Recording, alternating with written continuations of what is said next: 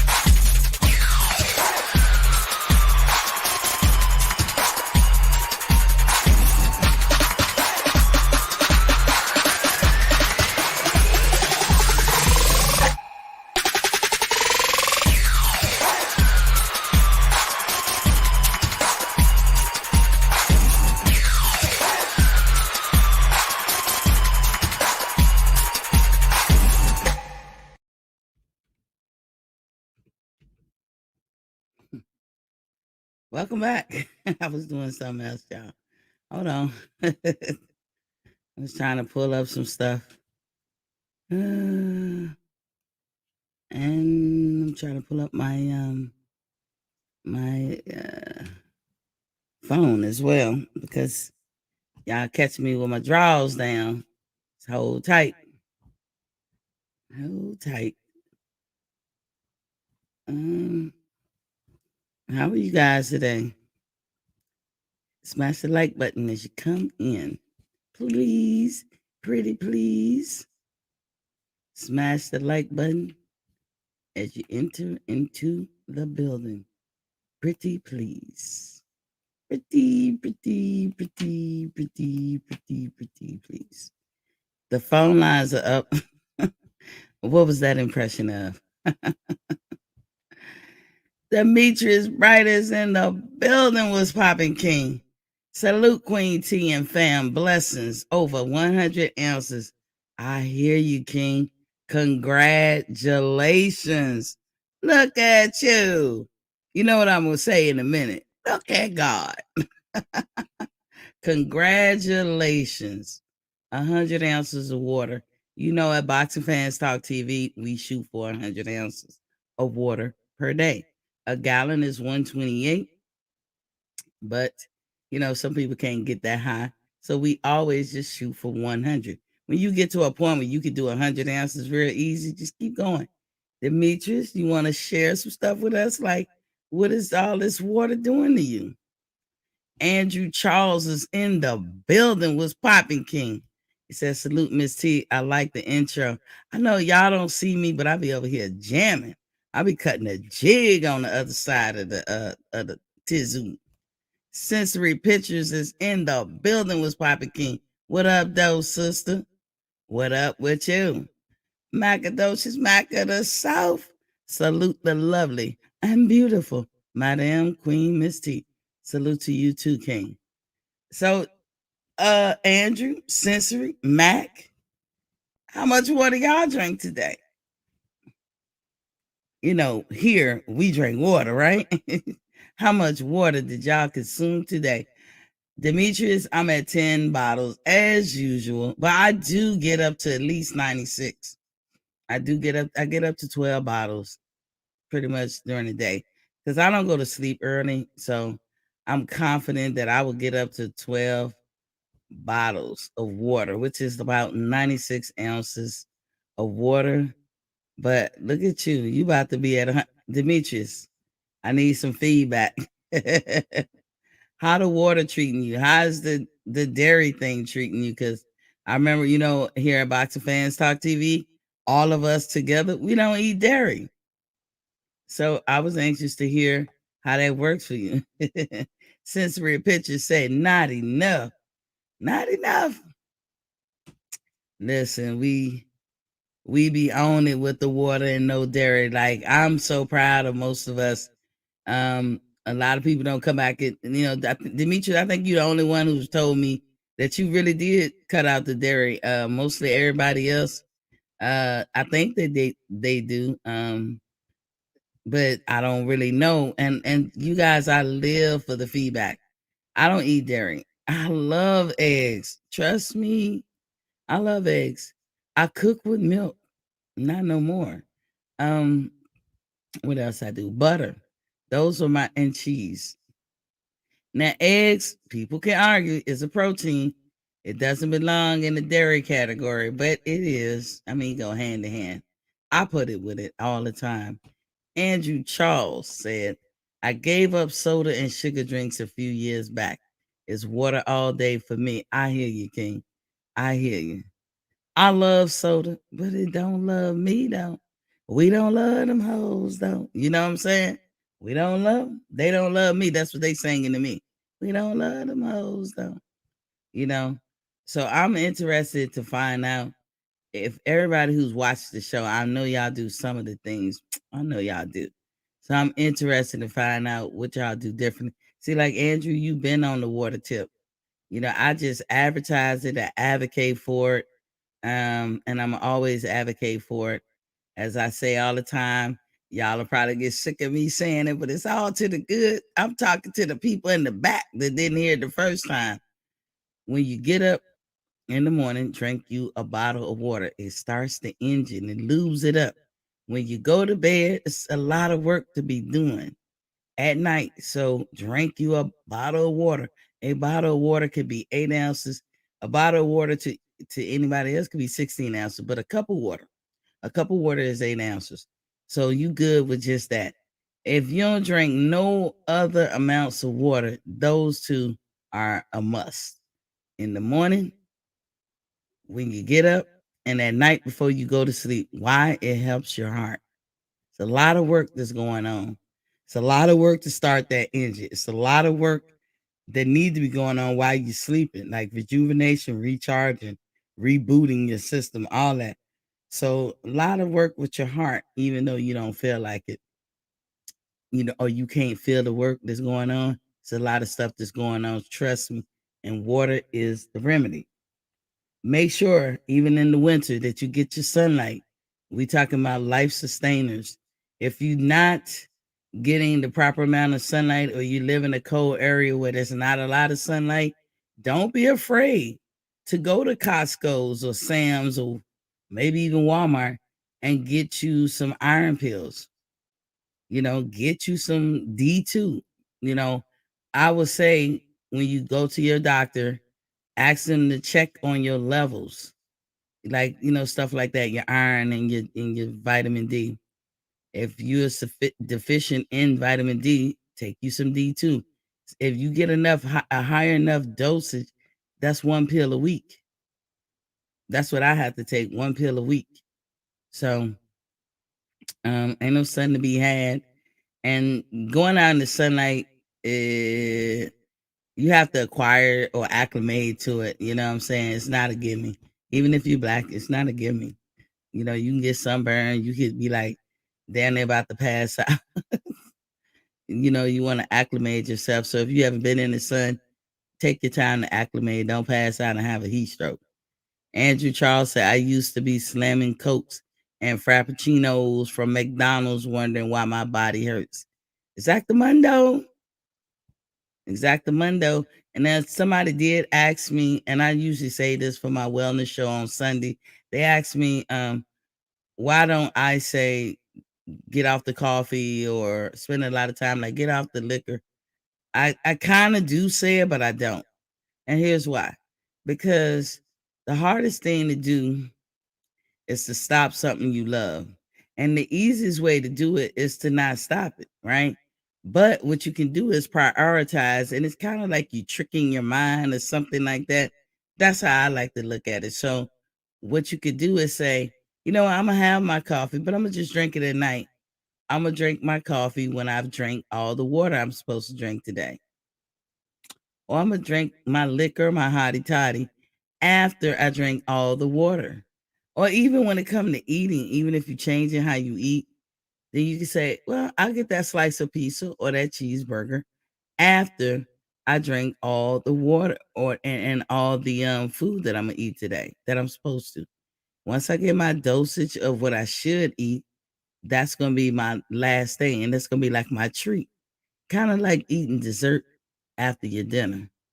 And what you will find is when you get to that point where it's time to consume your favorite thing, i.e., fried chicken, the cheeseburger, whatever, your body gonna say, mm-mm. Smash the like button, you guys, as you come in. Let me give a shout out to my Facebookers. Thank you for joining me. Thank you for watching me. You are welcome to come into the actual channel and chop it up with us. I got my phone lines open. Y'all see the number scrolling at the bottom. You can come in through the chat and you can beam in. I put the link in the top. We're gonna talk about some things. We're gonna talk about Canelo. AMG Sports is in the building. What's popping, King? What up, y'all? Saw you on the barbershop. Came by to show love and support. I appreciate it, player. I appreciate it. So I was going to talk about today Canelo and the choices that he have. You know, Canelo all over the place, and that's by design. When I think of Canelo, I think of gentrification. I know that's weird. I said it before too, and I know it's weird to say. Well, T, how do gentrification got anything to do with Canelo?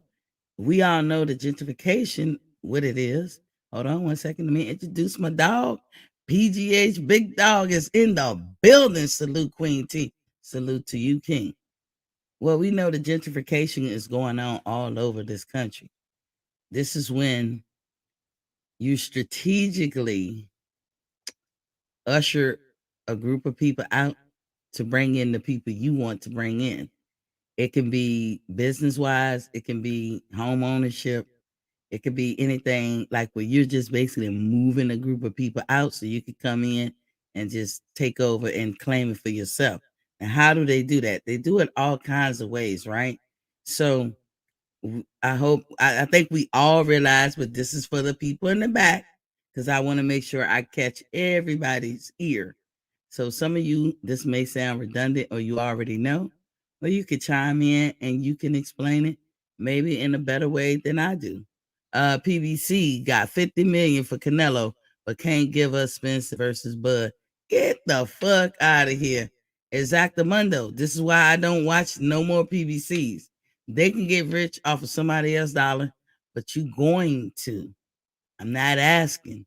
You're going to respect my black dollars. In fact, I need to make a thing about that and say that. You know, I don't know if other people say it, but I want to put it back here on this board. Respect my black dollars. I'm actually going to get some t-shirts made that way. We're going to see. And hopefully it catch fire or catch wind and everybody feel like they want that shirt. Respect my black dollars. Y'all heard it here first. That phrase has been out, but I'm actually gonna make some t-shirts on that. AMG Sports said Canelo gentrifies every company he touches. The Zone, Top Rank, and PBC. Exactamundo. You feel me, AMG? You cannot talk about this man without thinking of gentrification. Sensory said, right on. So look, gentrification for the people in the back, because I know most of us know what that means. So I'm gonna give you an example. Y'all ever watch movies and they show pictures of DC and it is beautiful, isn't it? But for those of us who lived there and was all up in the streets for real, that's DC don't look like what they portray. That's a nice way I could say it. You can have the mayor's building right here, and at night it turns into a club somewhere I used to frequent, Club U. Hey, Club U. I don't know if it's there to this day. That was a while ago, but Club U. And that's what it did at night, but during the day it was the mayor's building. And then right, and I mean right next door, here is the crack houses. I mean, it's dilapidated living.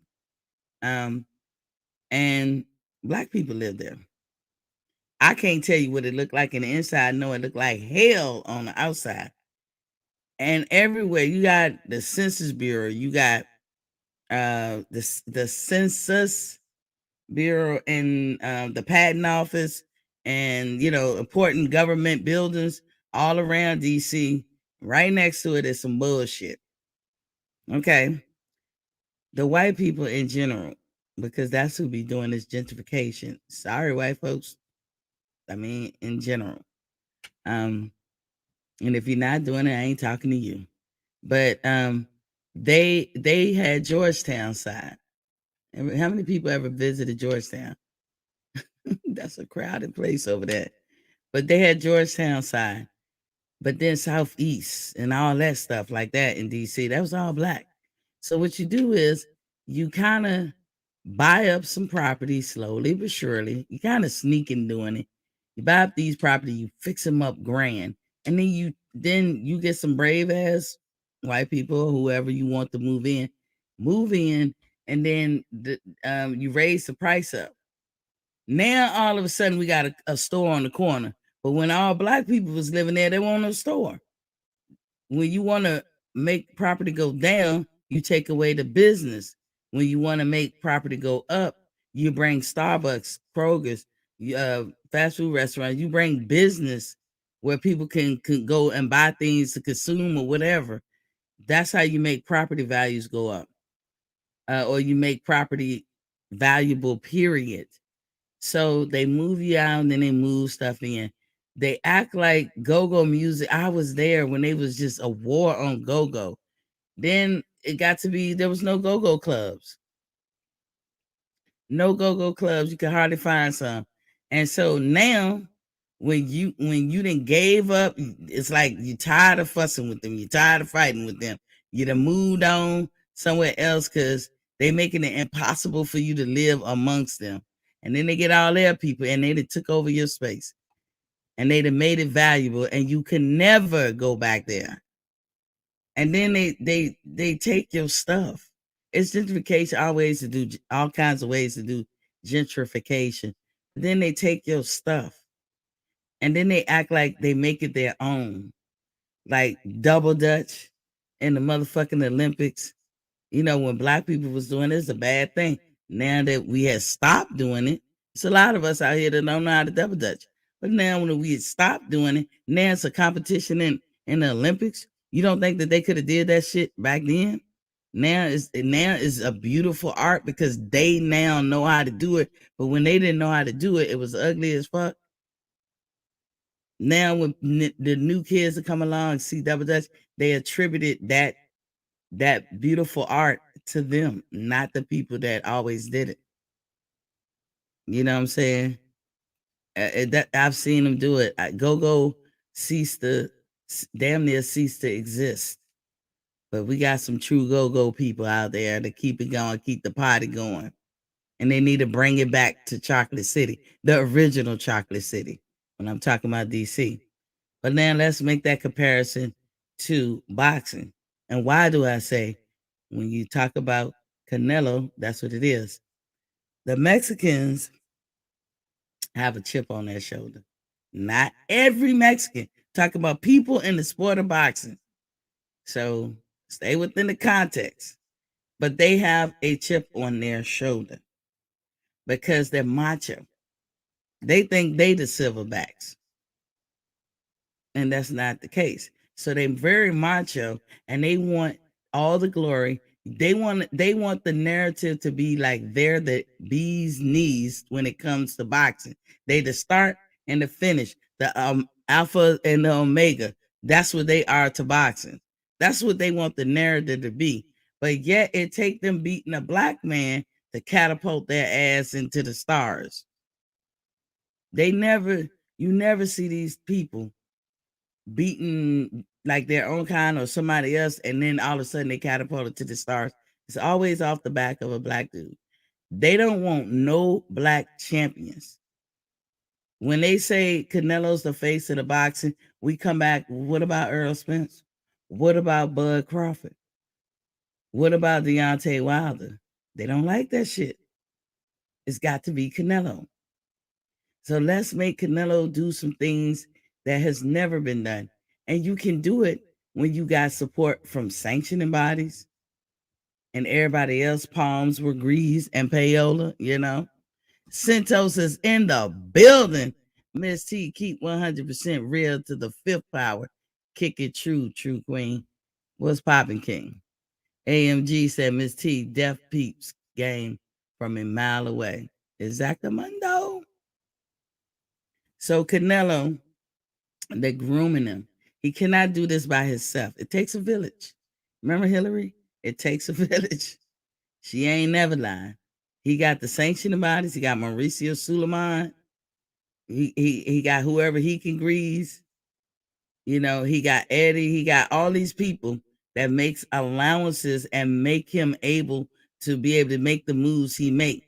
There's no black fighter that can move like Canelo. I would submit to you that there's no white fighter. We know that most Mexicans think they're white.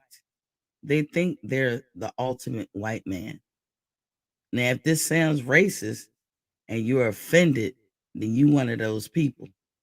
But most people know I'm not talking not the racist. I'm speaking of fact. You want me to back it up?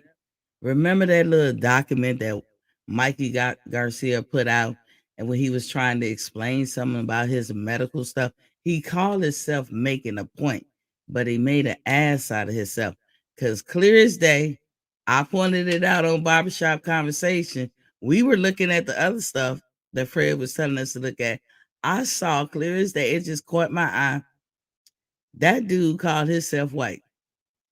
Now, anybody in the chat or any Mexican that could be watching can explain to me how you look at Mikey Garcia and see a white man. I'll wait. Sensory picture say, this is not Mexicans.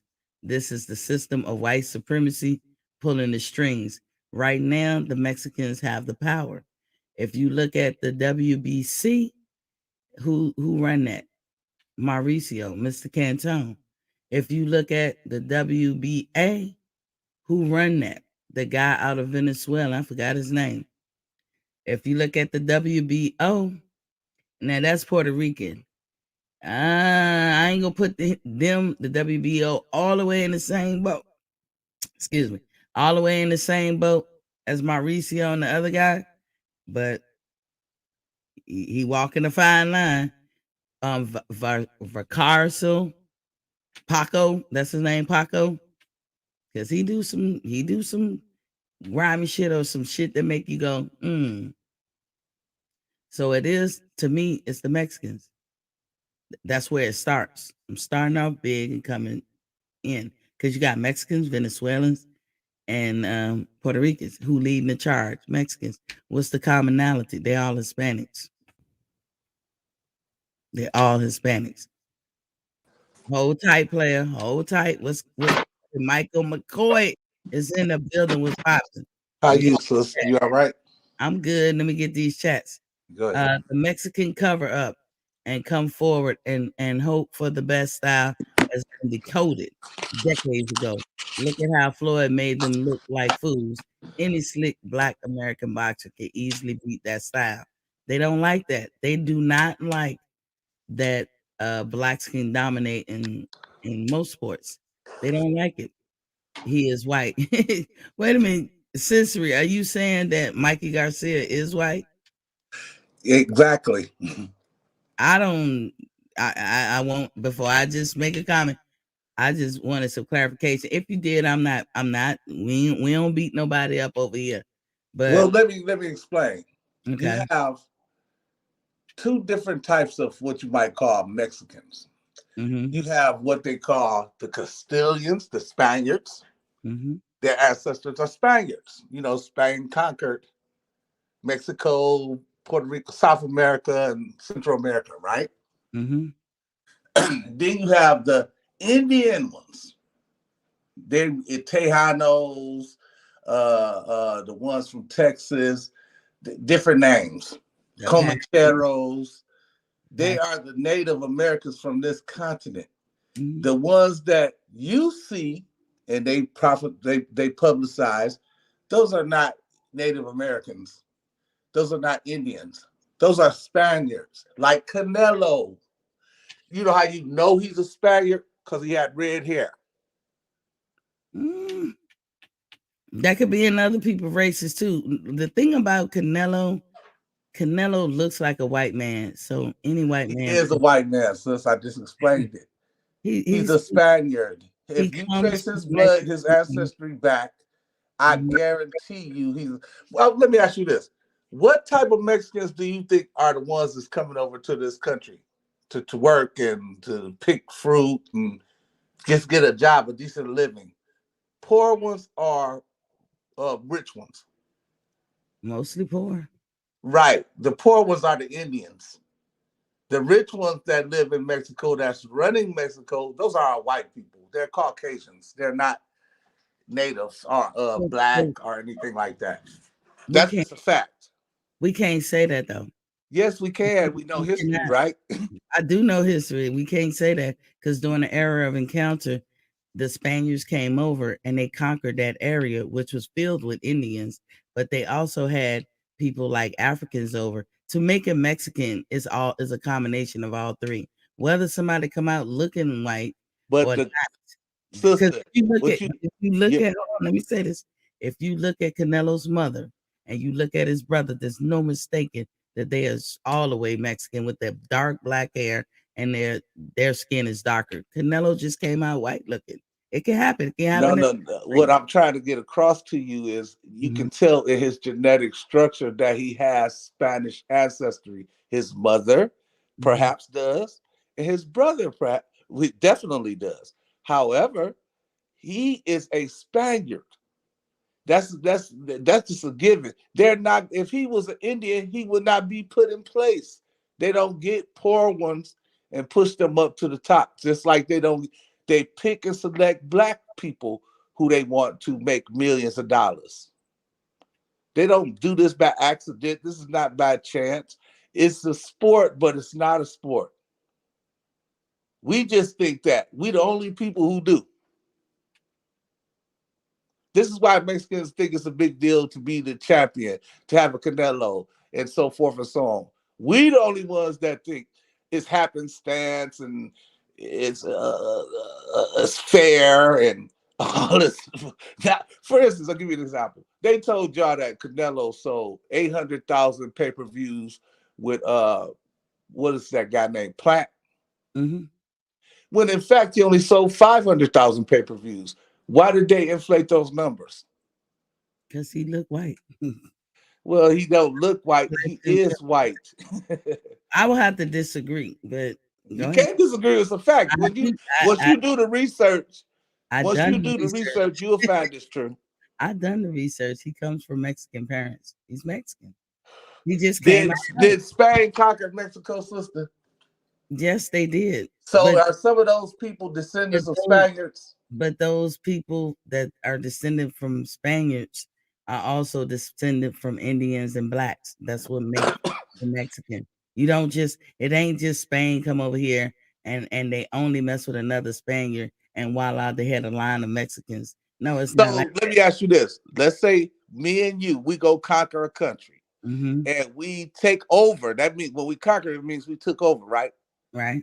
And we go definitely since we took over, we're gonna have descendants. That makes sense. Okay. Are we going to allow the people we conquered to actually run the country we took over, or are we going to allow our descendants? Whether or not we had sex with the inhabitants there or not, we know our bloodlines. Mhm. Let me hold on before you go on. Let me get these chats because they're running out the screen. I didn't grow up in America, Andrew Charles say. When we first moved here, I had to fill out paperwork for school, insurance, etc. I had never had to choose between white and Hispanic before. I remember what my mom told me. It's not everybody, Andrew, but it is some people that is on that kind of time. Mikey Garcia is on that kind of time. I notice them when I see them because it ain't no different than a black person being on that kind of time.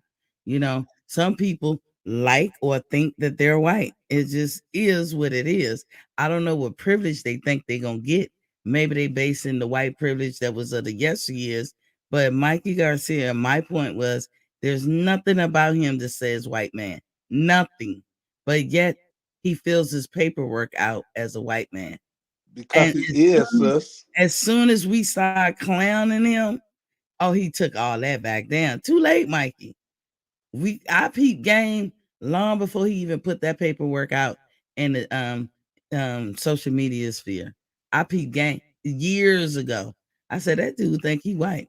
Andrew Charles said, she said, if I check Hispanic, I might not get into certain schools, see, or get the proper medical attention or get certain jobs. It was eye opening. And let me tell y'all about that.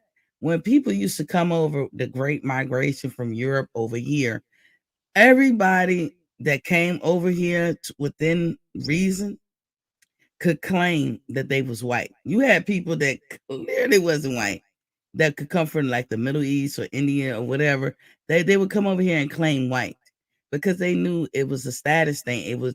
It's going to help them in their status in America, whether it's come to jobs, being treated fair. Nobody came over here and said they wanted to be black. Nobody you had choices. We talking early 20th century. This is what they did. And this is also why at one point it was 80% white people and 20% black. 20% everybody else because people could choose and everything. But we live in 2021 with 22 now. And you can clearly look and see what's what. Now, America is the only place that really set up this thing where you have black, you like races, because nowhere else in the world did that go on. We have really taught the world how to be racist and how to look at things and look at people through that lens. If you ask a Jamaican, what are they? They're gonna say Jamaican. If you ask anybody in the Caribbean, what are you? They're gonna say where they from. Even to this day, this is their mindset. We the only fools that want to be like, no, I mean black, I mean white. I mean, what are you? Let me ask you, sis. Is Kamala Harris black? No, technically. But she lives as a black woman. No, she doesn't. Yes, she doesn't. But she's not black. She's a Brahmin. Listen, that means her ancestry is from India. And in her ancestry, there's black people. And her there's no black people in her ancestry. Listen. Her mother taught her that you're going to be judged by the shell you come in, so to speak. Right, because she's a dark brown Brahmin. But at the same time, everybody comes from Africa. And there's blacks in all those countries, in the Middle East, in Asia, in India, and all those people are descended from them. So let me ask you this, sister. Is a dark brown person who's considered an untouchable in India, are those black people? Say that again. If I'm from India and I'm a dark brown skinned person and I'm considered what they call an untouchable. I don't know what that is. Oh, that's a class. That's a caste of people from India. They are very dark skinned. And are they black? If your color of skin, if people see you and they go back complexion, that's what I'm telling you. Listen, you can't keep cutting me off neither. We both can't talk at the same time. So if you ask me a question, let me answer it. Fair enough? Yeah. Okay. if you are over there and people they see through the lens of people's complexion, they're gonna put you in whatever category or cast that they want to put you in. And we have taught the world to do that. So that goes on everywhere. It doesn't matter where you're at. You could be in China. The lighter Chinese people gets favor over the darker Chinese people. That's everywhere. So you can say what you want. Her mother taught her, and she said this out her own mouth. I gotta listen to what she say. I can't listen to what everybody else say. If people don't like Kamala because she not claiming black enough, or she not really black, or she whatever, I don't give a damn about none of that. I care about what she said out her mouth. She said her mother told her how to be because this is how people was going to view her in the States. She went to Howard. She embraced all sides. There's no way you looking at her mama and saying that, oh, there's no black in you. There's no way. No way. Just like Canelo. His parents are darker than him. His brothers are darker than him. He's the only light one. Well, I hear what you're saying. I'm trying to. Well, I don't want to say teach you. I want to inform you. That's why I'm talking to you. Don't say that, because you can't teach me. I know what I'm knowing. Well, I can be taught still. I'm grown. I'm old. However, what I'm trying to illustrate to you is that I take that. in the world, you have ancestry. You can't get around your ancestry. If you trace back someone like Canelo, you will see that he is of Spanish descent, meaning his grandfather's grandfather, grandfather, grandfather, grandfather, grandfather. And so all is of them are Mikey from Garcia. Spain. Huh? And so is Mikey Garcia. And so is Mikey Garcia. They're the same thing. And in Mexico, they would be considered a privileged class, not like black Mexicans or actual Azteca or that kind of thing. Those are the people on the bottom. It's a difference. They do that in Mexico too. Everywhere Europeans go, the racial structure exists. So the point I'm trying to make is that the reason why you seeing Canelo get such favoritism, hence I'm telling you, I'm saying that they only sold 500,000 pay-per-views with the Platt fight. They advertised it as 800,000. They advertised it 800,000 because they want him to be the cash cow. If they want him to be the cash cow, he's going to be the cash cow. Have you not noticed that he don't fight black fighters? See, you're gonna have to let me cook then.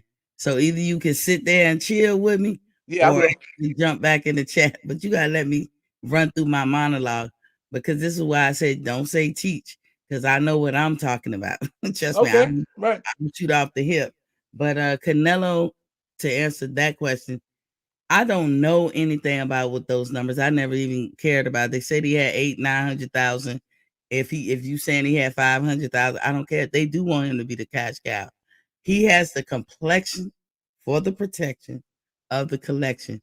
He is full-blooded Mexican. Just like I can have you see my pretty skin? It's dark. You see it? My sister is opposite of me, and we come from the same parents. It can happen. It can happen because when a baby is created, there's a thing called independent assortment and random selection, something you or I, as human beings or mammals, do not have control over. And your genes are randomly selected. So that's how my mother, a brown-skinned woman who was in between our color, can have a light-skinned, very light-complected child, and then have a dark-complected child. That's how that can I have strong African features compared to my sister. We come from the same person. So those things can happen. That's how I look at Canelo. I don't say that he's a different type of Spaniard. He's Mexican and he's proud. You will never see Canelo saying he's anything but. But my feeling, what I was going on with the gentrification, there's a lot of Mexicans, and I see it mostly with them. I don't really see it with Cubans. I don't really see it with Puerto Ricans and other Latino groups. I see it mostly with Mexicans, and it's not every Mexican. But I've got to talk about what I see. They walk around and they think they the ultimate white man. And they walk around and they think they got privilege as whatever they think a white man has. And just like that person said, I was taught don't put that on my paperwork, to put something else, because somebody in the chat just said it.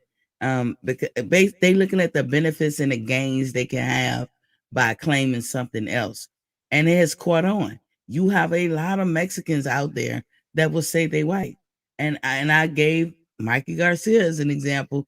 As we live and breathe today, this man since last year have had paperwork, or the year before last, but I'm gonna say as of recent, that says he's white. And clearly, you are anything but white.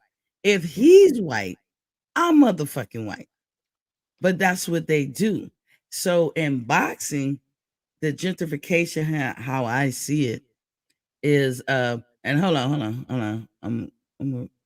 I got you. You still up, but I'm gonna do this because he's throwing me off. But and clearly in boxing, gentrification as I'm seeing it is they want the narrative to be something else. Anything but the brothers sitting up there. We as black people don't even have that type of feeling. We're happy and proud of our brethren getting their just rewards and getting their just dues. But we're not on here trying to say they got to be the only one. We're not on here saying that a Mexican or a white person or somebody else can't win a fight. We're not saying that.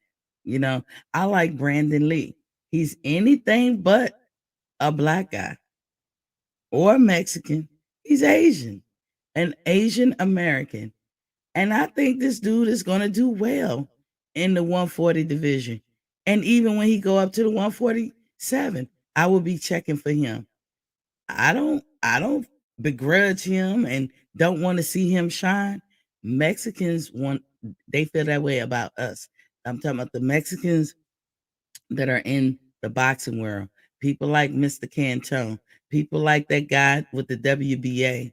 As I told you, that's a Venezuelan belt or a Latino belt or to the highest bidder. Now, WBO is Bob Arum belt. We know the Puerto Rican is a U.S. territory. It's not a state, but they are Americans. But whoever that guy who owned the WBO, Paco, he making some strange moves. They're protecting and allowing different rules for Mexican fighters for the most part. They try to usher in with the Venezuelan, and we was like, we was like Matumbo on their ass. No. You know what I'm saying? When he did that, Mikhail Fox last August. But let's go down the list. Let's follow Canelo. I still see you, Michael. You just in the background for a minute. So Canelo, he's supposed to be this grand superstar, right? I just was talking a couple of days ago about what if he would have ever had that fight with Paul Williams, if Paul Williams didn't have an accident. Today we'll be saying Canelo who. Paul would have beat the dust off his ass. Everybody knows that. I feel, and if you don't think that's true, you're crazy. Because this was before Mayweather. Paul would have beat the dust off of Canelo ass. Just like Mayweather had to sun him. Just like Laura actually beat him. Canelo bad now because he cherry picks and he cheats and he can't do it by himself. He has help. The WBC is the Canelo belt or whatever Mexican will do.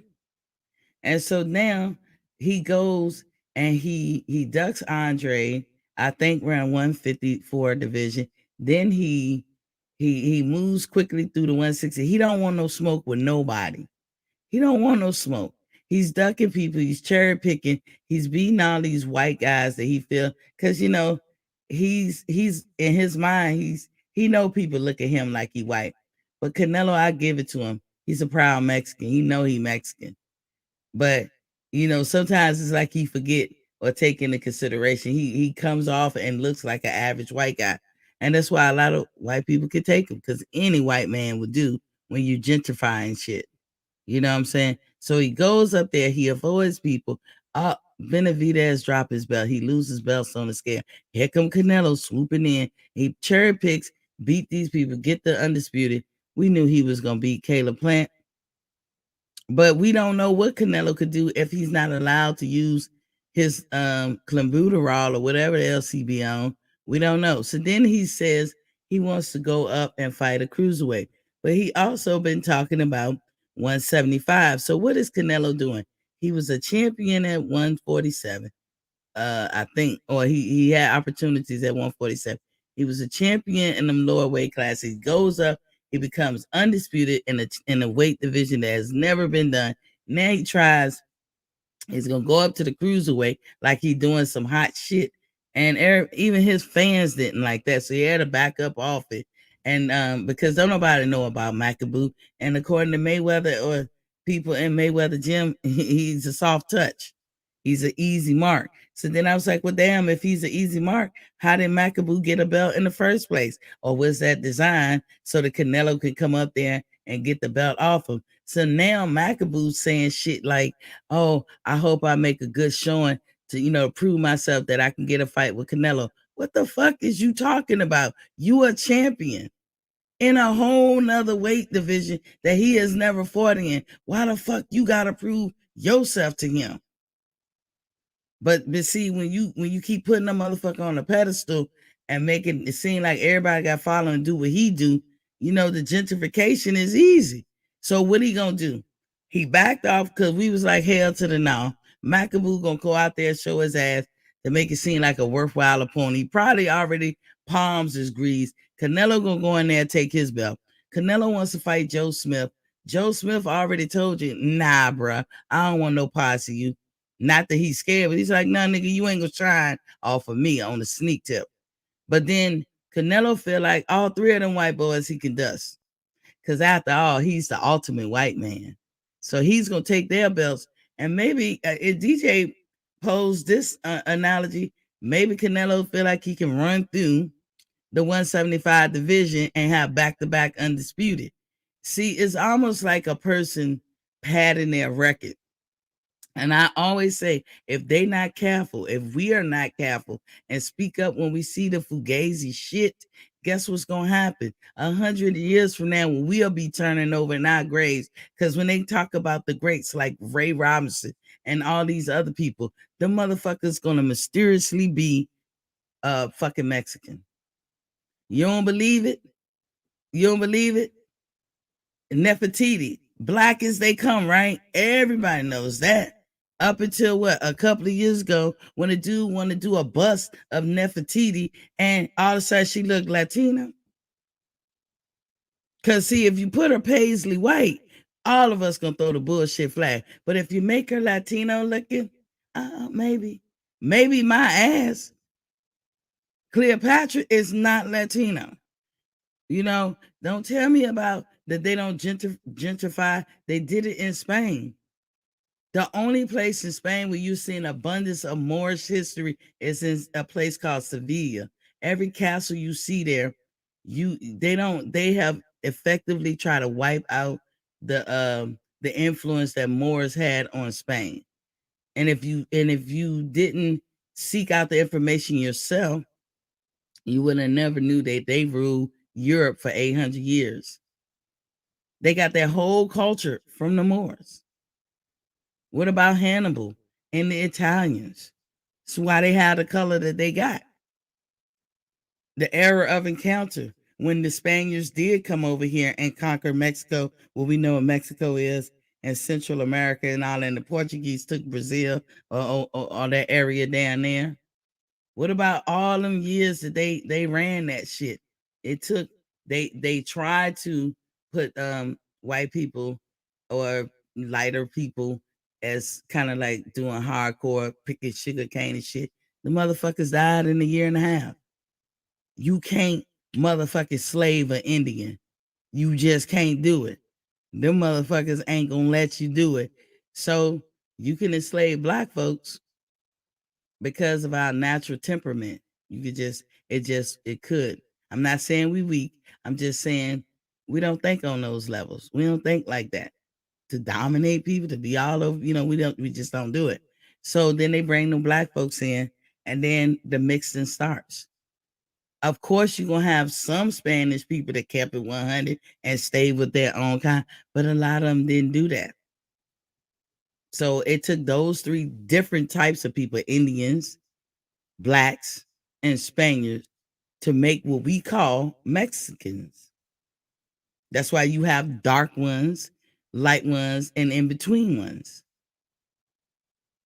And then they come over here, the ones that's over here or been here, because Mexico owned California and Mexico and all that area before we brought it and made it America and all that. So you had your holdovers and all that stuff.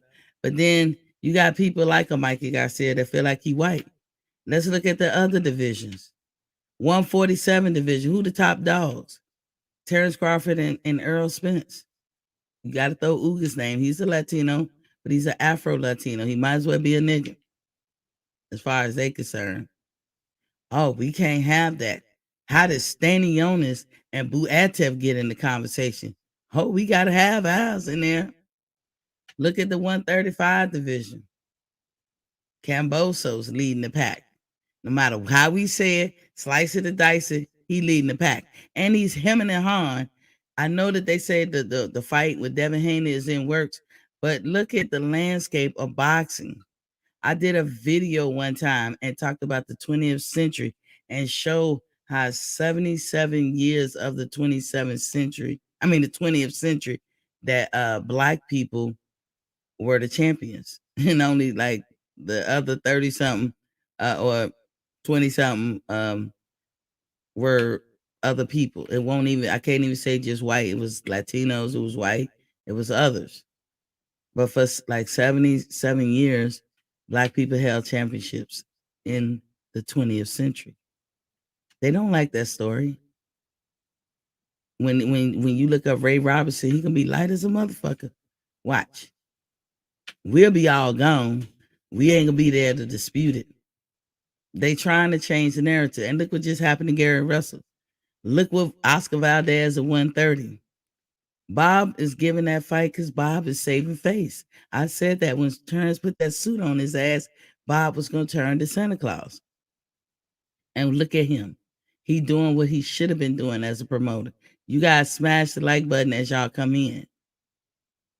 Gentrification.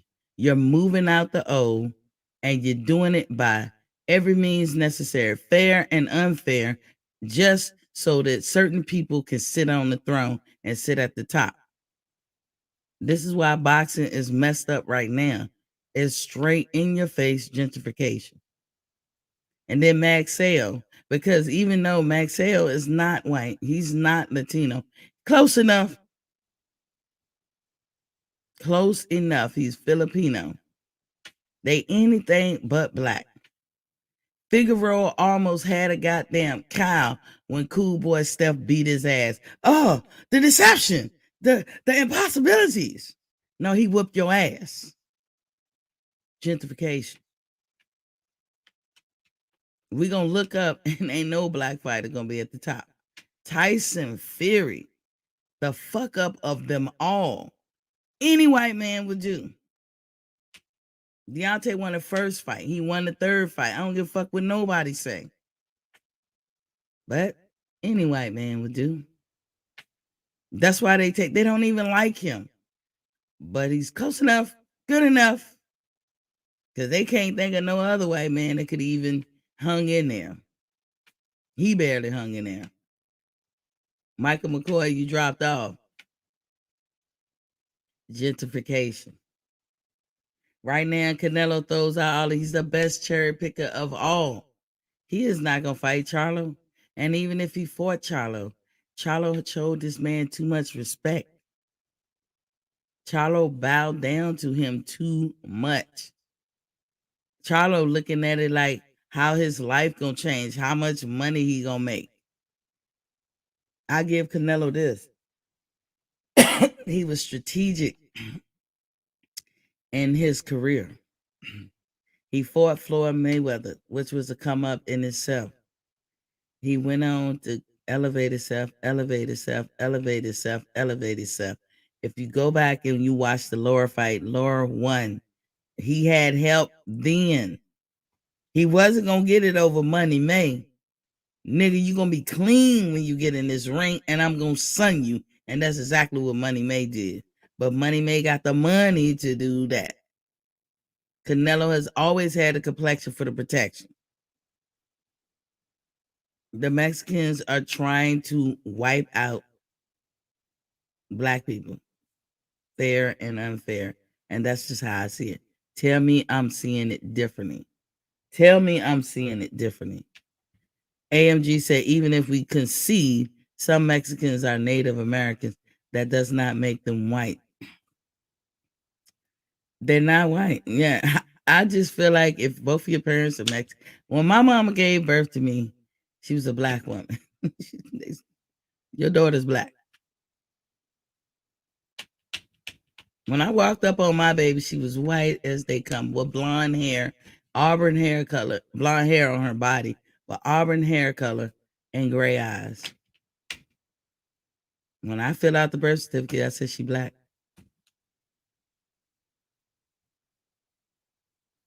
You understand? I don't get it. That isn't that the way? This is what we've been taught. Isn't it this way? Why do I want to even protest that part of the world? Like, I'm not, it's nothing to protest. I'm black, so my child black. Shit, it don't matter. Ain't nothing wrong with being black. If you white, your child white. Ain't nothing wrong with being white. If you Mexican, your child Mexican. Ain't nothing wrong with that. Mikey Garcia, you don't get to, if he's white, I'm white. But if I had put white on my paperwork, they wouldn't let the paperwork go through. I'm like, bitch, I need surgery. Can we worry about that shit later? Nah, you put white. We gotta get this straight. You is not white. You gonna have this conversation with me right now? I need to go in there and have surgery. I just, can we have it afterwards? Nah, we can't. We can't go no further. I'm putting black. But they don't do that with Mexicans. Why would he do that? What insecurities or ashamedness do he have with him? And I made up a word. What kind of shame does he carry with himself? At least Canelo is not ashamed of being a Mexican, but he is on the agenda train of gentrification and boxing. In my opinion, that's what's going on. Out with the old, in with the new. And they ain't gonna listen, they gonna take their ball home. You ain't gonna get the play. Andrew said, I feel like Mikey's situation is similar. I don't think he's having an internal existential crisis. I won't even break it down that much, Andrew. I just know there's no fucking way he looks white, but he puts white. I leave it right there. Everything that I could think of that would come with doing some shit like that, he gonna wear that jacket because I don't get it. I don't get it. To me, it's like a slap in his mama and his daddy face. He don't have to feel that way, but that's what I look at it like. AMG said, where's your proof that he didn't do 800K? There's no evidence.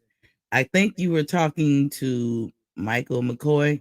I don't know what his proof is. I didn't even keep up with the number. It don't shock me that they will inflate his numbers or whatever, anything to make him the face of boxing. Because again, as I say, they've been trying to push that narrative. He's the face of boxing. You guys stop what you're doing and hit the like button. See this number keep jumping up and down. Hit the like button. Yet they say he's the face of boxing, but then a nigga like me gonna say, what about Deontay?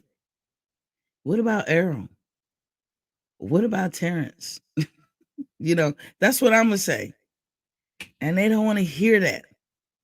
So they gotta pad his record like he the second coming. They don't want nobody to keep bringing up the fact that he's allowed to cheat. They don't want to bring that up. Canelo may be a very nice man outside the ring. He might treat his friends and family well. He might actually do good things with his money. That's not his character as far as how he exists in the world is not on trial for me. What's so on trial is the fugazi shit that's going on in boxing, and you doing it in the name of trying to be the creme de la creme. So the arrogance of it all, the machismo of it all, the conceitness of it all is what fucks me up. How you treat your wife, your kids, and your baby mamas, I don't give a damn.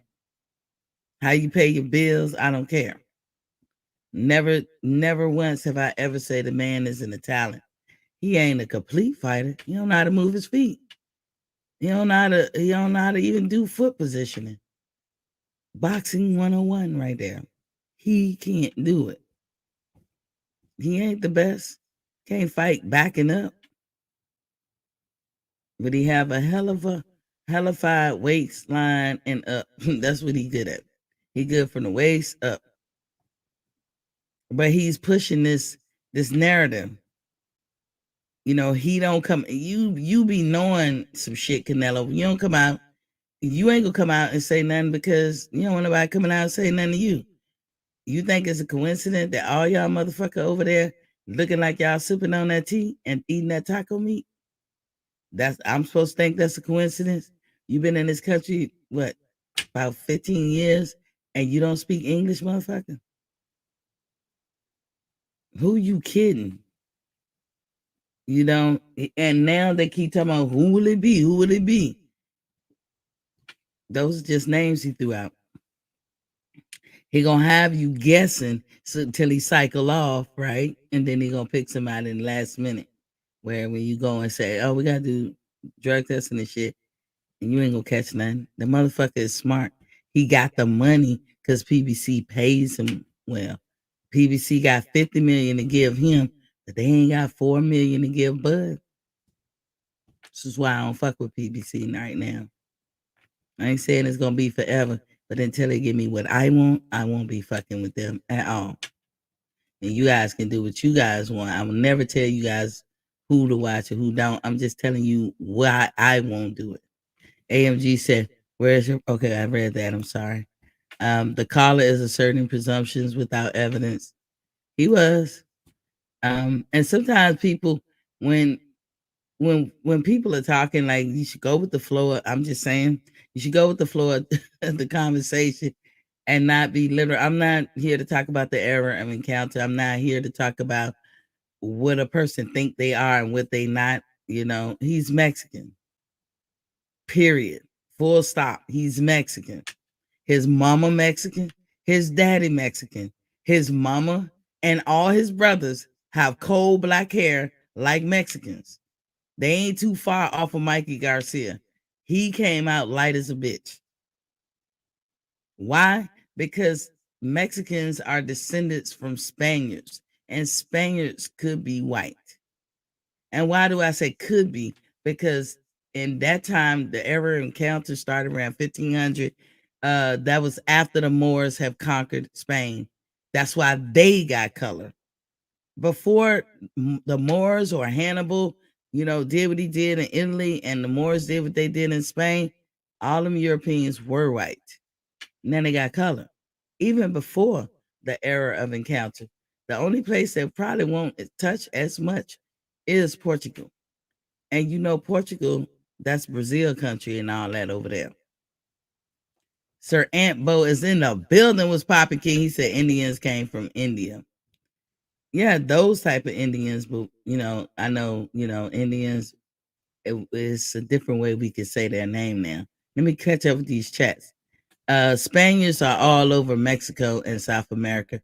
North and South America belongs to natives, blacks. Look at the statues. Blacks were, what's a nice way to say, bussed in. Kamala is Indian. Indeed, she's Indian and Asian. Her dad is Asian. But she's Asian by default because that's what Indian people are over there. Andrew Charles said, I grew up in Peru. At that time, it was Americans stick together no matter what.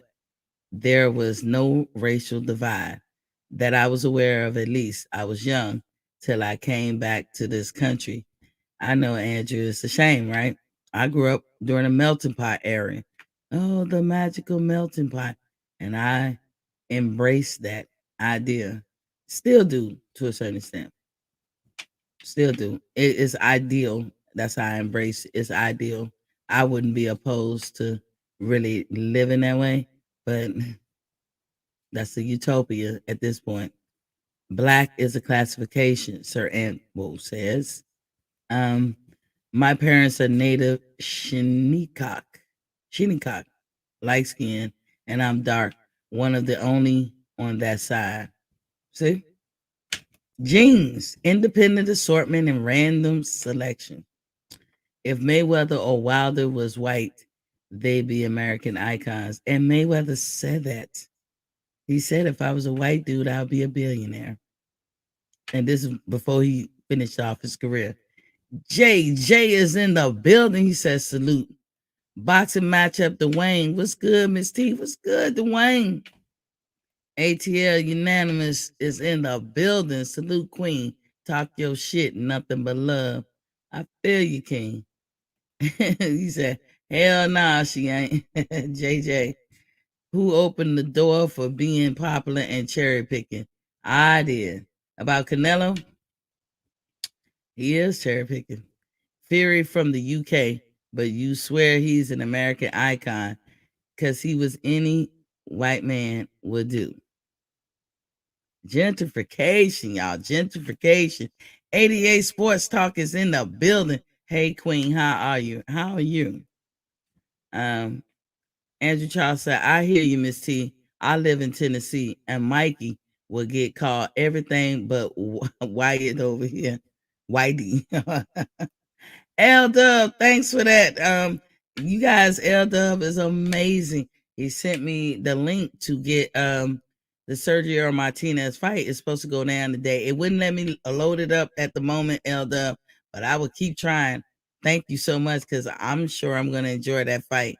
But it looked like they might have had the fight because remember the other day I was talking about Sergio's record and it was 53 and some, I can't remember the others. I think 53-3 and something, whatever.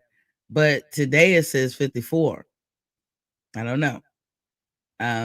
Sir Antwolf said Canelo can move. See, the first Triple G fight, he got hated on for using the ring and boxing. He got feet. Nah, Sir Antwolf, I gotta disagree with you, player. He's not good at moving. Everybody can move in the ring. Are you good at it? He get in it with a person like a Nor, anybody who's not flat-footed and can move and can position their feet well and really use that ring generalship and lateral movements and stuff. Canelo has a problem. This is why Caleb Plant lasted as long as he did, because Canelo can't contend with that. It's not in his wheelhouse. It's not something naturally he could do. So we have to sit back while they gentrifying the whole boxing community. If that wasn't bad enough, he's throwing out names like he's actually going to do something.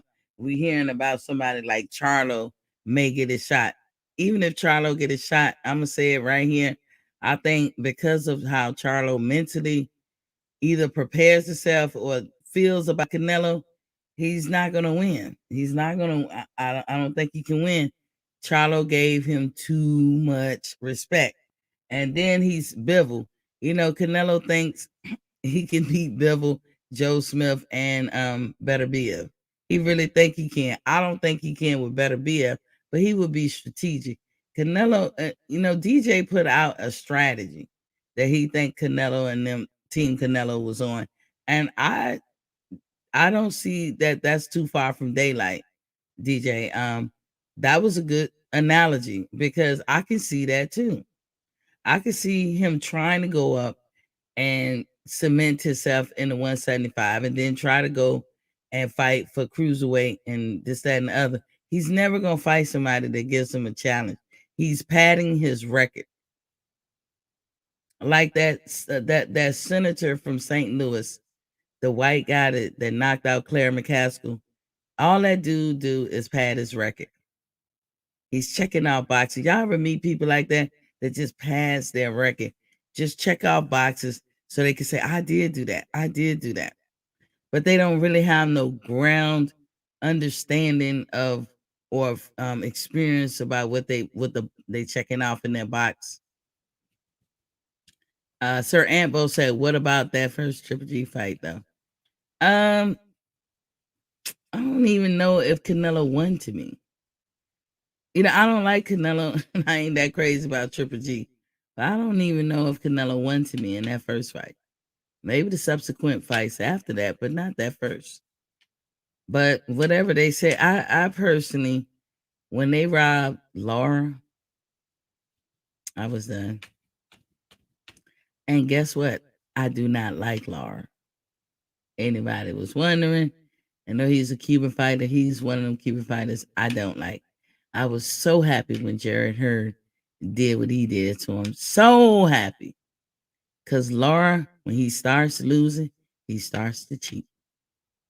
I was actually for a Mexican named Angula. What they call him, the El Perro. Remember when Laura and him fought and he poked them in the eye? And they, of course it was by accident. I don't think so. You see how big that dude head got? That dude, if he was walking down the street and you had a little 1 or 2 year old and you was holding their hands, walking with them, and they saw this dude, they would scream Bloody Mary. They would be scared as hell because he poked, I don't know how he did it. It's almost like he, I'm doing my hand like he threw the punch like that. Now, the glove don't supposed to separate or whatever, but he somehow or another, he thumbed him. And the guy is like, luckily his eye didn't come out and his head grew big as hell. I'm talking about like right here, right up in here. A lot of times, what y'all call that, the bridge of the head? A lot of people have profound bridges right there in their head. It can look kind of scary. Even if it's not blown up. I got a friend who got that. And one day, like we were, I guess I could say smoking or something, and we were sitting in Story Break. So I got paranoid. This nigga head was like, it was profound, but he was real expressive with his eyes. I got scared as shit. I was like, this nigga gonna kill me. So when Angula eye got poked in that, and I don't know how that made the bridge up here just, it was big as hell. It was big as hell. So that's why I don't like Laura. So when I tell you that Laura actually whooped Canelo's ass, I ain't capping for him because I don't even like Laura. I ain't gonna lie, for my favorite fighter ever fight. I ain't gonna never lie. But anyway, Canelo and Mauricio and the WBA is complicit, and at times the WBO. The only one you don't hear much about is the IBF. You don't hear much about them. All of them are complicit in gentrification. Once they knock all the black people out, black people are going to have to go get their own little thing, because they're never going to get no fights. And yeah, there will be a black person here and there, but they will be a token black to show the world, like, see, we let them fight. Even if whenever somebody said we let, right there, you should be, you should be on it. You ain't letting me do a motherfucking thing.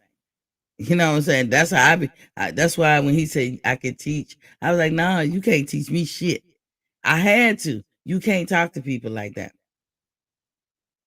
You cannot talk to people like that because that can be misconstrued as a level of disrespect. I didn't think that old boy was trying to disrespect me, but it can be misconstrued as a level of disrespect. When you say, I'm trying to teach you, what the fuck you trying to teach me? You know, that's how I look at things. One, I'm probably older than you. Like, and some people be like, well, what did that matter, Miss T? I done lived around the world, and I.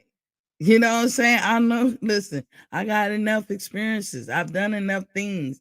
I've learned enough things. I done forgot half the shit that some of y'all ain't even learned yet. And I don't mean to be like that. I'm normally not like that. But I was talking about gentrification. If anybody see something different than me, now's the time. Because I kind of laid out what I was thinking. If you go from Gary Russell's weight class, actually, Cool Boy Step 122, and go up. Cool Boy Step was able to hold on to his. Gary couldn't hold on to his. Shakur wasn't going to get a fair shake. That was going to be Oscar's division. T.O. held the 135, but he is gone now to Cambosos. Cambosos is trying to hold on to it a long time. And then you get to 140, and that's Josh Taylor. Josh Taylor has a fight coming up with Catterall, but then he is the man, and not Regis. And I actually thought Regis won that fight. Then you go to the welterweight. Here are your Black Kings. No, we got to throw Stanionis and Buatev in the mix. Who the fuck are they? Where they come from? Not knocking them. Not saying they ain't no good fighter, but where the fuck they came from? Where you been all our lives to come in the midnight hour? Like you, what's that second president? Oh, damn. I didn't drew a blank. George Washington Adams doing shit in the midnight hour. Where the fuck you been all our lives? Then you go up to 154 and you got Castano. They want Castano to have that. They want him. He's Mexican too, right? They or something down there. I'm not sure. And I don't say that disrespectful. I don't know. I think he is Mexican though. But they want Castano to have that. Then you got Charlo. He's not moving off of that one belt. You got Charlo Andrade and somebody else. And nobody's moving at 160. And then you got Canelo who swoop in like a thief in the night, scoop up the undisputed. Now he want to be undisputed of 175. And then he gonna go for the cruiserweight. So when he says he is the face of boxing, you gotta give it to him because he winning all the shit, right? And when they knock all the Black people off the block, you ain't gonna get a chance like you give them. Now I told y'all what the promoter of Max Sale said or Pacquiao Promotion. Sure, I understand he do deserve a rematch and all that, but we have to see what our schedule it permits. Translation, nigga, you ain't never getting a rematch. And then Freddie Roach, shaking ass. Sorry, Freddie, I gotta say it because ain't nobody asked you. You're a trainer, not a manager. You don't make fights. You don't match them up. What did Freddie say? What did he say? And I swear to God, when he said what he said, I said, how mighty white of you. I'm not playing the racist card. I'm showing you what they're doing. They're doing, and I'm just calling it out. Freddie said,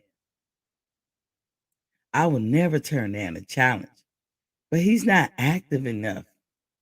Well, motherfucker, did you use that same excuse to get to want the fight in the first place? That excuse didn't have no bearings on the case just to get the fight, but it has all the bearings on the case for you to give a fight. You a taker? You don't give? How mighty white of you to judge him on that.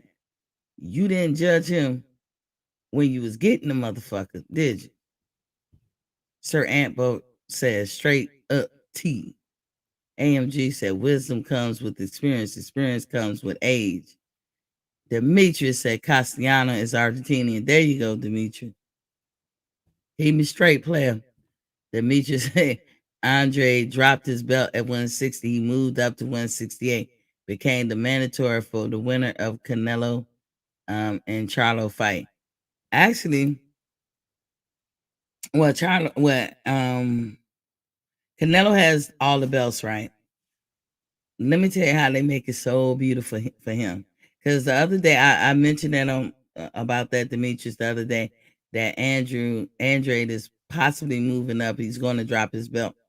Okay, he should have been able to make a straight beeline because he has the WBO. The other sanctioned and body belts don't have that rule where you can go straight to the champion. Like the WBO is like that. You can go straight to the champion. That means he could have made a beeline for Charlo. Charlo is looking for a fight, and so is Andre. What's the problem? See how they not gonna let the black people play in the reindeer games? But instead, they give Andre Zach Parker. That's supposed to be his fight next, and it's for a title eliminator. Now, the crazy thing about it is, why do he need to fight a title eliminator? You, by virtue of the rules of the WBA, get to go straight to Charlo. Zach Parker, this will make his second title eliminator for that WBO belt. Did we see the fuckery? When anywhere else, if Canelo was in Andre's spot and coming up to Andre, who was undisputed, you think Canelo wouldn't go straight to Andre? You think he wouldn't call him on the shit? The WBO forces mandatory on Andre, even though Andre just had a fight. He forces mandatory this guy, Zenobic, and if you don't do it, take the belt. You gotta, I mean, you either gonna do the fight or get stripped or vacate. Andre had to make a choice. I'm not saying like, poor Andre, but you know, Canelo has avoided him. The Charlos do avoid him. Andre made a terrible mistake or a terrible choice in business by being slated for a fight with one of the Charlos and then dropping it. But I think it's ridiculous to hold a grudge like that. The man was trying to bet on himself. Y'all do it all the time. I don't get that one, but I can't really comment because that's them. That's their business. It's hard, but that's what the problem with Andre ever getting a fight with the Charlos. But hey, also you when you tear your draws with people, you tear your draws. Ryan Garcia.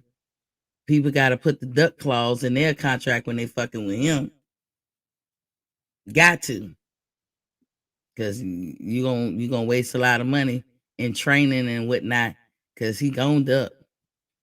They aging Andre out. Facts, either Charlo or Andre should be allowed to fight Canelo without question. Charlo got the WBC, right, Demetrius? I don't know. I'm just telling you, I don't know their rule when it comes. He has one belt. If he was undisputed at 160, true enough. But because he has the WBC, I don't know the WBC rule as far as going straight to the person who has that belt. Only sanctioned bodies that I know that does that is the WBO. They the only ones I know that you can do that. You can come straight from your, like if Bud wanted to fight somebody at 154 who has a WBO belt. Who is that? Which is that, Castano or is that Charlo? So if Bud, whichever one of them got that particular belt, Bud can drop the WBO at 147 and go straight to one of them two and get that belt. I don't want Bud to do it. Mind you, I don't want it. But he can do that. He can do that. But I know that's WBO. So help me out, you guys. Help me out. But that's what's going on. Sergio Martinez fight. I'm gonna see if I can download that shit. If I'm able to get into it. His fight was for Thursday. Today is Thursday, right? Am I losing days? Hold on. Today is Thursday. So his fight is somewhere in Spain. You know, Spain is 6 hours ahead of us. They 6 hours ahead. So his fight should have been done. That's why I think that he won that fight. And if Sergio won, he beat a 27-year-old and he's 46. Sergio was a beast now. I give it to her. I didn't dislike Sergio. I kind of tiptoe.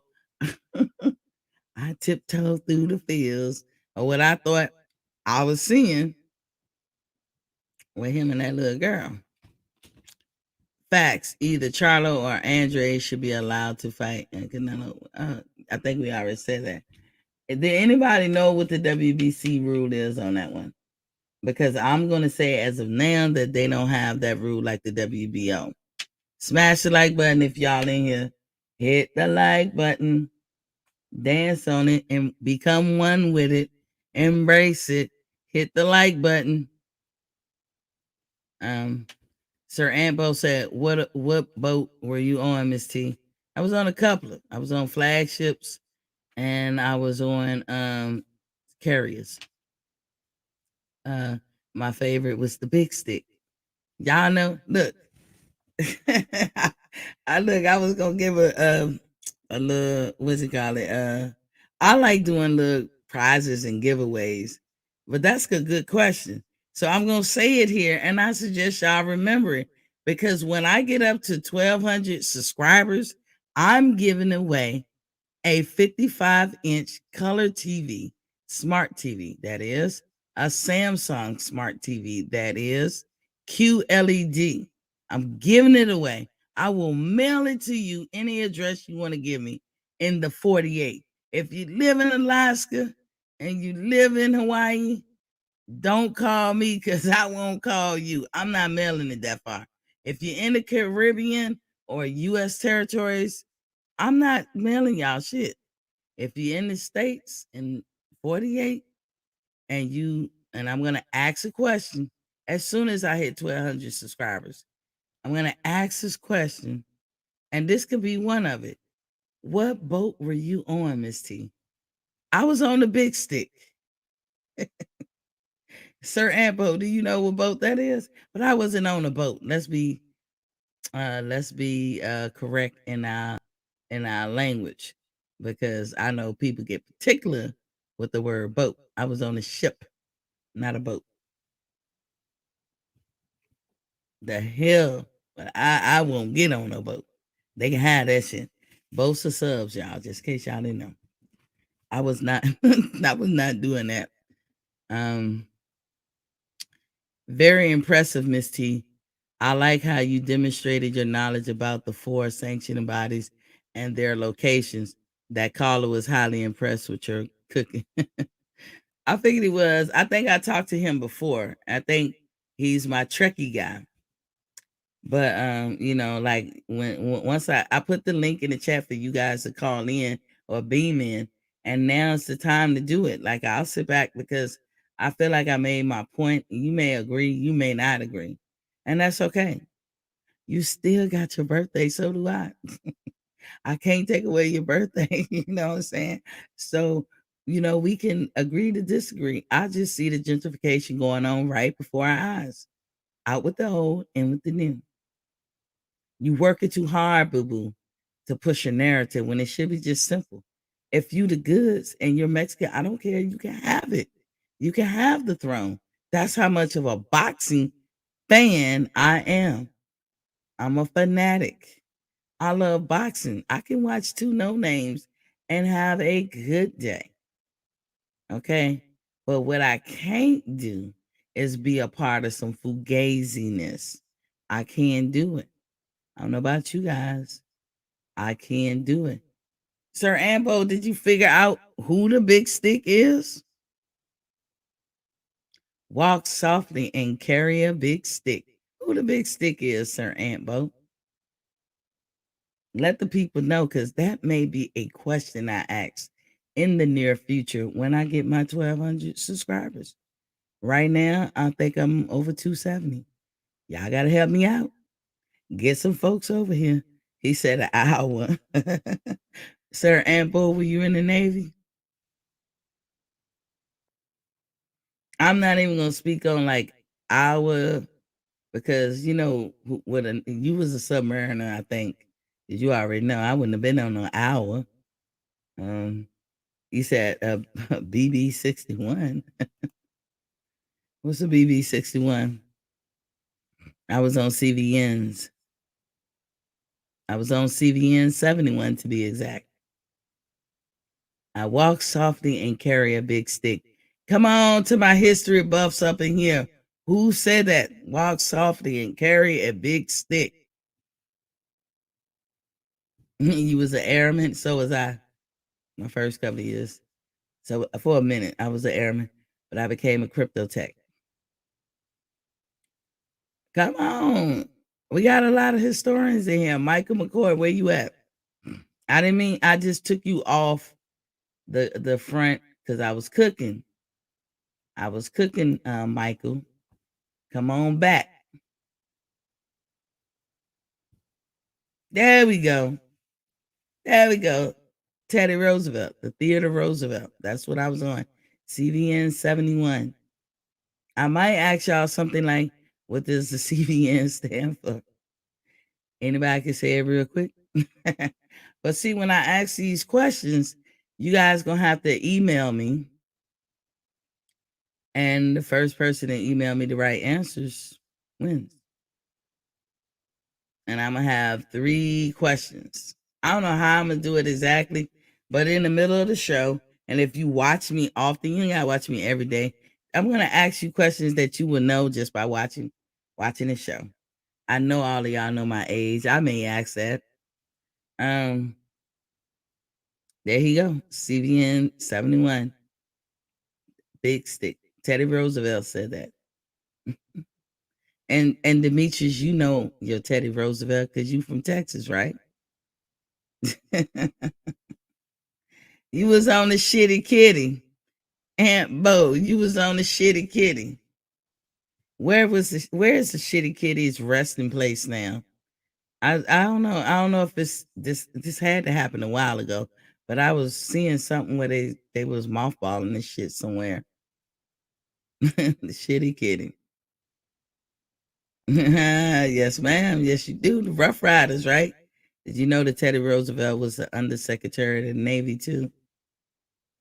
During the time when William McKinley was shot, he was assassinated. When we think of assassinations, of our presidents, we think of Abraham Lincoln, we think of John F. Kennedy. We don't think about William McKinley at the turn of a century was shot and killed by an anarchist from another country. We don't think about that, do we? All of that shit ran the time we had the Spanish-American War. Demetri said, yes, ma'am. You said decom.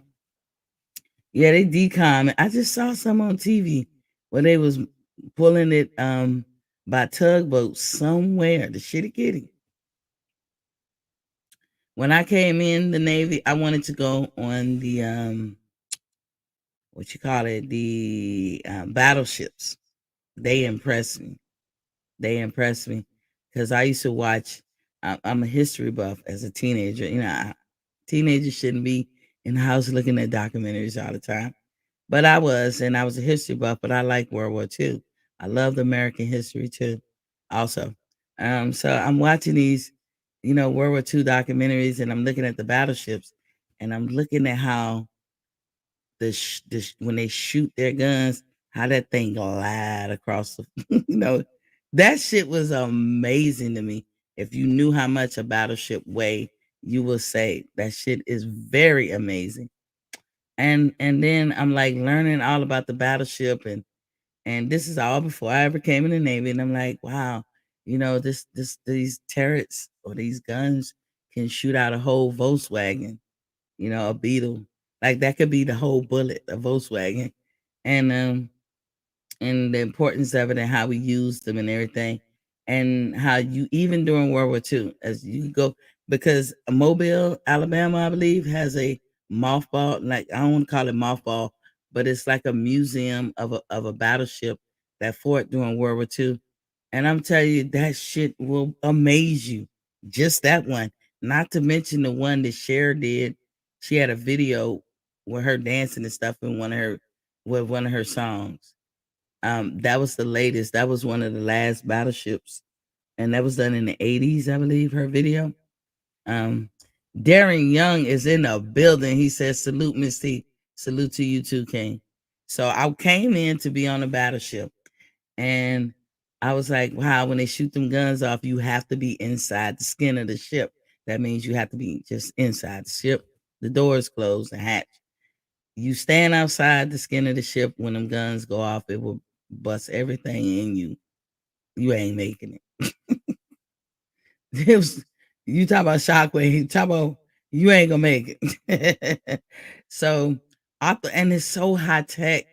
It's so fucking high tech. So I'm like, yeah, yeah, yeah, I'm gonna be in the Navy, And they gassed my ass up, and I signed up, and the motherfucker said women don't go on combatants. What? An inconvenient truth that you could have told me when I was signing up and shit, but now you got my ass. We did go on ships, but we didn't go on combatants, not when I came in. I know it'd be so, and look, every time I say that, I find somebody say, what the fuck you talking about? We did go on, no, not when I came in. We didn't. And they sent me to Pensacola, Florida. And I was like, PepsiCo? Because I never heard of it. And I went to Pensacola, Florida. And they said, well, there is a ship there. And I started, getting happy, like, because I really wanted to get on the ship. And once I got good in the Navy, I realized, whoo, I dodged a bullet. Miss T kept scoring high on her tests, and they was giving me the best orders. They wouldn't give me orders to ships. And I ain't gonna say it's always about a punishment because we gotta fill those billets. But if you score high in your class, they give you the creme de la creme of orders. So I went to Pensacola, and a lot of my friends went to tenders or ships. Well, when they said they had a ship there, the Lexington, and I think it decom like right before I got there. So that was out of the question because it's where they would go off in the Gulf of Mexico, and the pilots, the Navy pilots that flew F-18s and F-14s, this is where they would go. They would fly down there to get their quals. The Blue Angels was next door to my squadron too. There was the MAC terminal, the Blue Angels on one side, and my squadron on the other. We did search and rescue, all that good stuff. People, boating accidents, getting trapped. That water, Pensacola, Florida is beautiful. Beautiful. And a lot of fun, a lot of sand, beautiful sand, white sand, beaches, beautiful water. I loved it down there. I loved it. And we used to do search and rescue. I signed with the Navy first as yeoman because they wouldn't let me test for tactical for 2 years. Dropped out during depth and became ground troops as airman. I feel you. I was an airman. I went to airman school and I worked on helicopters, AC-16 turbo engine UH-1Ns, the same helicopters you've seen in Missing in Action, them Chuck Norris joints. Yeah, those same they actually flew in Vietnam. I had my name on one of the planes. I became a plane captain. If y'all know what a plane captain is, the person that launch and recover the air. I still know the signs. I know how to launch and recover helos on a flight deck or not. I didn't stay that long because our squadron wound up decomming, and it was Christmas time. They let us go wherever we wanted to, and that's how I got to become a crypto tech. So that was my extent. I came in the Navy to ride battleships, and I didn't ride ships for 10 years until I had my Bambino, and then that's all they wanted to give me. So my last half of my Navy career, flagship, I was on the Blue Ridge, I was on the Mount Whitney, I was on the carrier. I did a lot of training on different carriers, but my main carrier was the Roosevelt. So I had a good time. And I don't get seasick. Not really. I tell y'all a trick too. If you ever on a ship on these cruises and you think you're gonna be seasick, go to the middle of the ship and go up. Knock it right out. Never go down if you think you're gonna be seasick. Stay up. Go as high as you can in the middle. Up. You won't be seasick. It will help. But let me finish off. Because I get on my I got plenty of Navy stories. Um, Tyson Fury and team have been trying to cut both ways. Look. Sorry to make threats you surely don't mean. Don't fuck with me, fellas! This ain't my first time at the rodeo. The press I delivered to Pepsi was my power. I can use it any way I want. That's what Eddie Hearn trying to say. Don't fuck with me, fellas. Y'all look, for fake $100 bill, who was that? Who was that I just played? Y'all would never guess. And what movie it was from. But anyway, Tyson Fury was trying to burn both candles at both ends. He's trying to do step aside money for AJ, but also for Dillian. And you know, Eddie ain't having it. I'm telling you, you're not gonna mess with Eddie's plans. Eddie is really, really trying to make sure everything go off with a hitch. He got to worry about the AJ thing. He got to worry about the Dillian thing. He got to worry about the Devin Haney thing. Eddie got his hands full. And for some reason, Eddie thinks that Tyson really don't want to face Usyk because he thinking, look how Usyk handled AJ. And just because he tall, that don't mean it's guaranteed he can win. Short people can beat tall fighters if you that talented. Sir Ambo, you crying tears, huh? You must know who that was. Who was the lady that said, don't fuck with me, fellas? That's one of my favorite movies. Yeah, nobody can guess. I'll give it a little second or two. I know y'all know who it is. But both Dillian and AJ falls under Eddie, and Eddie got plans. AJ gonna be a 3-belt champion for a long ass time. He gonna be an old man. He gonna be really late in his long in the tooth or late in his 30s before he probably ready to go on and mix it up. Eddie is not gonna let Dillian. He got to give Dillian something to be the gatekeeper. Look at Sir Antbo. You know that. That's Faye Dunaway. She played in Bonnie and Clyde too, in case some of y'all was wondering. Y'all probably don't care. But yeah, Faye Dunaway and Mommy Dearest, when she had to tell them motherfuckers that Coke or Pepsi or whatever her husband was working, she's like, don't fuck with me.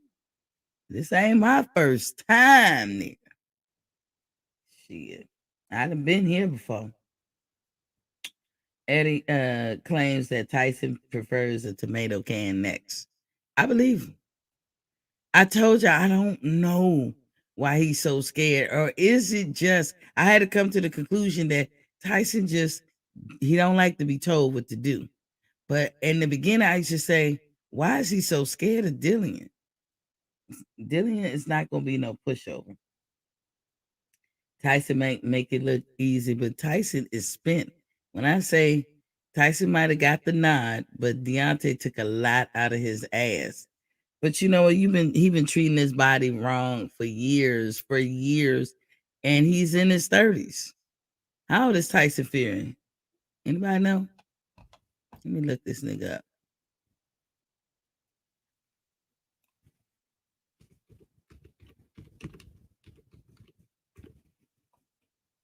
Let me see the Wikipedia shit. Let me see. Damn, I did that wrong. Hold on. Let me see. Oh, he's born. What the fuck?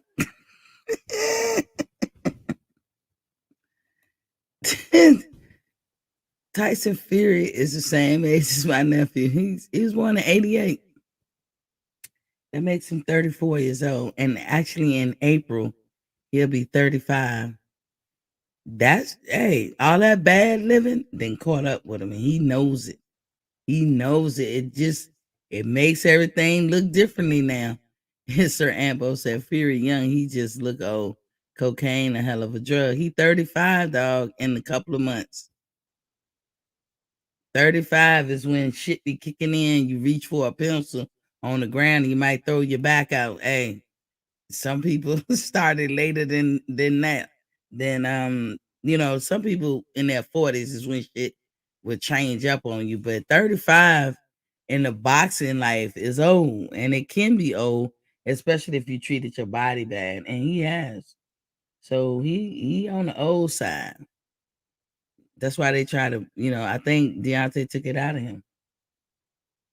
And Eddie claims that Tyson don't want it with lean. He don't want it with lean. He wanted tomato can.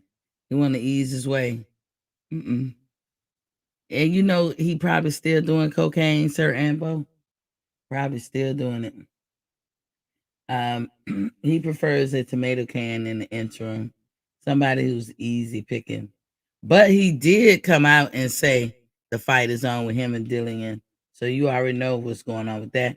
I'm going to seriously try to see if I can get this Sergio Martinez fight up, because I want to see how the young guy do. He's younger than me, but he ain't that younger than me. I want to see how Sergio does against the younger guy who's 27, the Brit, who's supposed to be a good fight for him. I want to see how that plays out. So shout outs to L Dub for hooking me up with that. I had a date somewhere else yesterday. I was like looking and I didn't see it. So I'm like, hopefully today is the day. But thank you guys for coming in and chopping it up with me. Anybody want to call in and speak to anything I say? You don't have to ever agree with nothing I say. Just when I'm cooking, I got to try to stay focused or I get off track. I do put the link in the chat because I want you guys to be interactive. Come in, say your piece. You can move on. I'll sit there and be quiet. But I in my eyes, I see gentrification going on. You can look in a lot of situations and see where the rules and everything change when it comes to black folks. Look at what Freddie said. Like, Freddie, who the fuck is you? Freddie, at this point, you need to sit your ass down.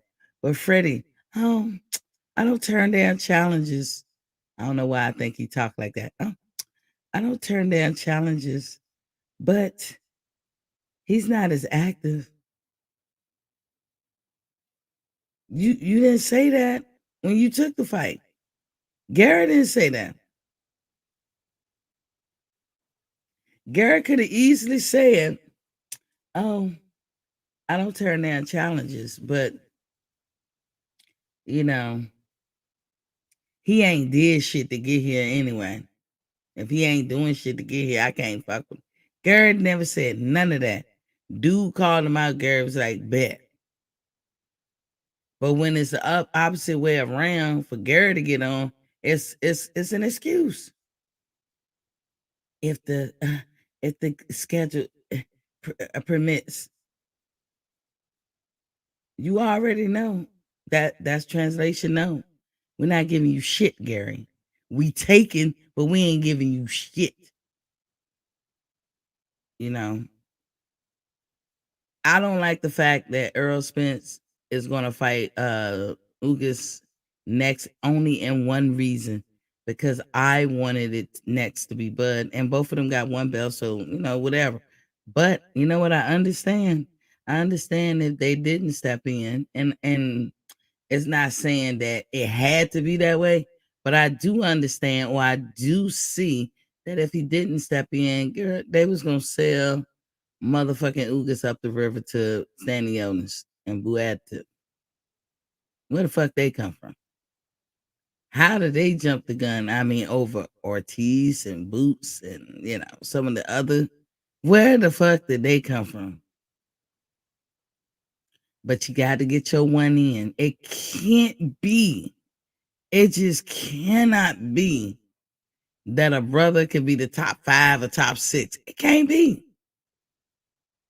But see, for me, it can be. It can be that. It can be that a white dude can be the top 6. None of that shit matters. If you are the top, you are the top. But I see the slow walk of gentrification, and they're going to get away with it. They're gonna get away with it because there ain't nobody paying attention to it. And guess what? They're gonna get away with it. And when you become aware of it, you be like, oh man. And it's gonna be too late. Gary ain't getting shit. He ain't getting no love. Gary better go find him an investor. He better go holler at Don King. Only in America, right? Only in America. And ain't no, you think they ducked him before? He has nothing they want. They ain't gonna fight him.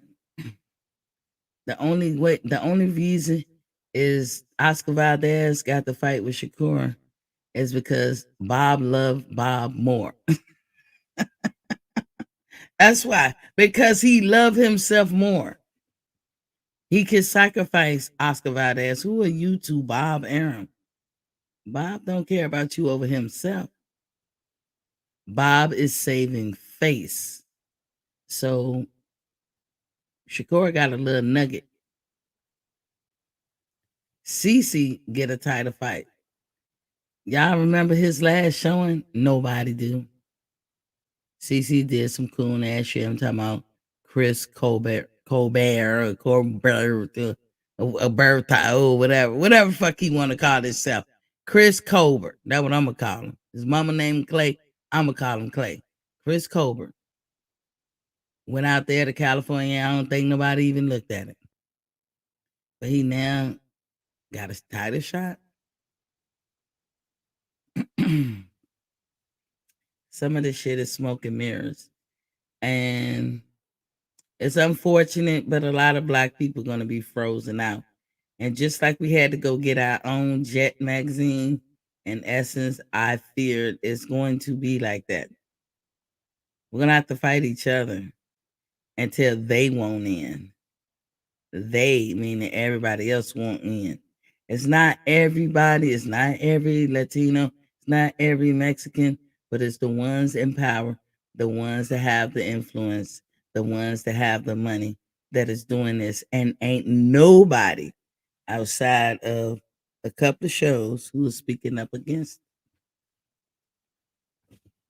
That's all to it. But anywho, watch out for it. The gentrification of boxing. Just watch out for it. Remember, when y'all know better, you do better, right? Thank y'all for listening and coming in. Tune in tomorrow. We're gonna be looking at grown woman talk. I don't know what fights coming up this weekend. I haven't really checked. I'm going to be checking out some UFC fighters because I heard that's gonna be on Showtime. So I'll be checking out that. You guys, if y'all got Showtime, check it out. It's a fight. A fight is a fight. Like I said, when you know better, you do better. Thank you for coming, chiming in. The folks that did call in, Michael McCoy. Sorry that I put you in the background, but I wasn't finished my, thing. And I was gonna bring you back, but you are more than welcome to come back. Shout outs to Dwayne. And Dwayne, I wish you a happy birthday. I know you just had a birthday this month, Capricorn ass. Dwayne is 26, y'all. Anywho, y'all, I'll holler at y'all tomorrow. And don't forget to tune in. Smash the like button if you haven't already. And thank y'all. Peace.